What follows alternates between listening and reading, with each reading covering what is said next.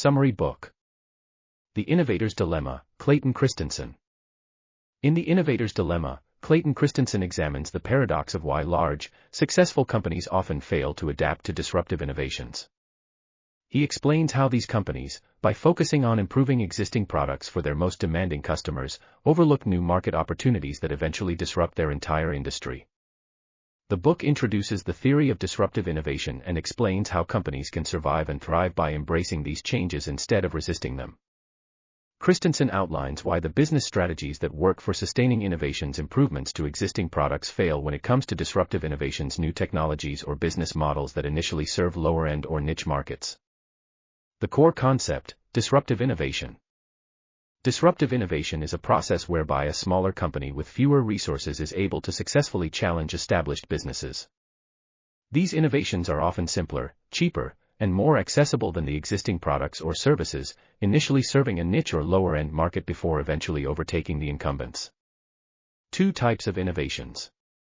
Sustaining innovations. These are improvements to existing products or services that cater to the needs of current customers.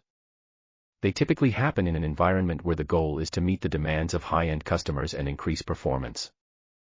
Established companies are typically good at sustaining innovations because they align with their current business model and target markets. Disruptive innovations. These innovations initially target lower-end or entirely new markets and offer simpler, cheaper, and more accessible alternatives to existing products. Although disruptive innovations are initially seen as inferior by mainstream customers, they gradually improve and start to compete with established products.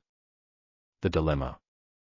The dilemma arises when established companies, focusing on sustaining innovations to meet the demands of their most profitable customers, overlook or dismiss disruptive innovations because they appear too small or unprofitable in the early stages.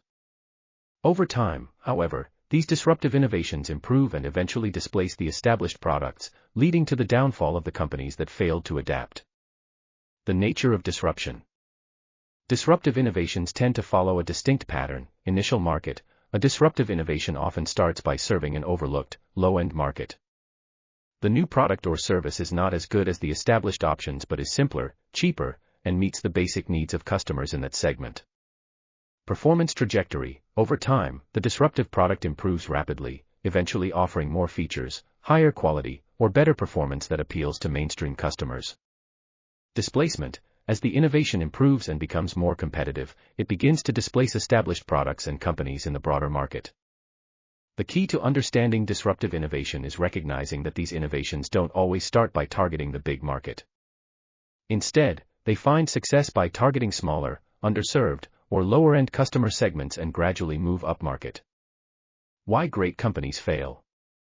Christensen argues that established companies fail to embrace disruptive innovation for several reasons. Focus on existing customers. Large companies tend to focus their resources on sustaining innovations for their most profitable customers, rather than experimenting with disruptive technologies that may not seem profitable in the short term. Financial metrics. Disruptive innovations often initially generate lower margins, making them unattractive to established companies that rely on current financial metrics to make investment decisions. Organizational inertia. Established companies have ingrained processes, culture, and mindsets that favor the status quo. They are often not set up to explore entirely new markets or product types. Customer demand misdirection. Companies focus on what current customers want, but disruptive innovations often meet the needs of a new, previously underserved customer base. By the time these companies realize the potential of disruptive technologies, it's too late to adapt. The Innovator's Solution. How to respond to disruption. Christensen doesn't just explain the problem, he offers a framework for companies to survive and thrive in the face of disruption. He outlines several strategic principles for businesses to adopt. Separate the new business from the core. To successfully adopt disruptive innovation, established companies should create separate divisions or teams to explore new markets and technologies. These new ventures should be allowed to operate without the constraints of the parent company's current business model, culture, and customer demands. Start small. Companies should start small and focus on emerging markets or underserved customer segments. By doing this, they can develop disruptive innovations that are initially low cost but have the potential for growth over time. Accept lower profit margins initially. Disruptive innovations often come with lower profit margins at first, so companies need to be prepared to accept lower profitability while the innovation scales and improves. Iterate and improve. Successful disruptive companies continuously improve their products over time.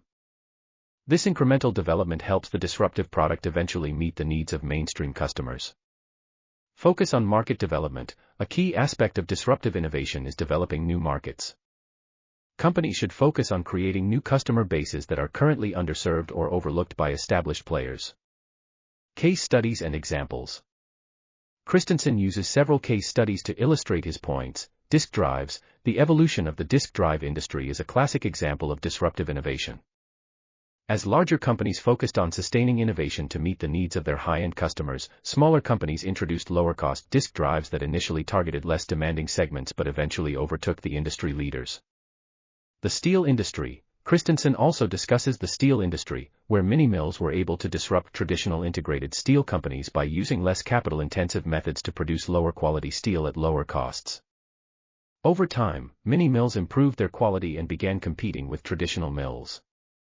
Retail and personal computers. Christensen also discusses how companies like Walmart disrupted traditional retail by focusing on low-end customers and how companies like Dell were able to use direct-to-consumer sales models to disrupt the personal computer industry. Implications for managers and executives. For managers and executives, Christensen offers several key lessons. Be aware of the dilemma. Recognizing that the dilemma exists is the first step in mitigating the risk of disruption. Managers must be aware that focusing solely on sustaining innovations could leave their company vulnerable to disruption. Use the jobs to be done framework. One of the core principles in Christensen's work is the idea that companies should focus on the job the customer is trying to do. This means looking beyond the product itself and understanding what problems customers are trying to solve, allowing businesses to identify opportunities for disruptive innovation. Focus on emerging markets. Managers should explore new markets or customer segments that are underserved by current products or services. This can provide an early foothold for disruptive innovations. Conclusion. The innovator's dilemma revolutionizes the way we think about innovation and business strategy. Christensen's theory of disruptive innovation provides a clear explanation for why great companies fail and offers actionable advice on how companies can adapt and thrive in a rapidly changing world. The book emphasizes the importance of recognizing the potential of disruptive technologies early on, and of creating organizational structures that allow for experimentation and growth in new markets. In essence, Christensen shows that the key to survival and success in today's business world lies in the ability to embrace change, even when it seems initially unprofitable or disruptive to the core business model. Key takeaways: disruptive innovation, innovations that initially target low-end or new markets, offering simpler and cheaper alternatives, eventually disrupt larger, established companies. The dilemma: great companies fail because they focus too much on sustaining innovations for their current customers and miss disruptive opportunities. Strategic responses: companies should create separate units to explore disruptive innovations, start small, and focus on developing new markets. Understanding the jobs to be done: businesses should focus on the customer's underlying needs rather than just improving existing products.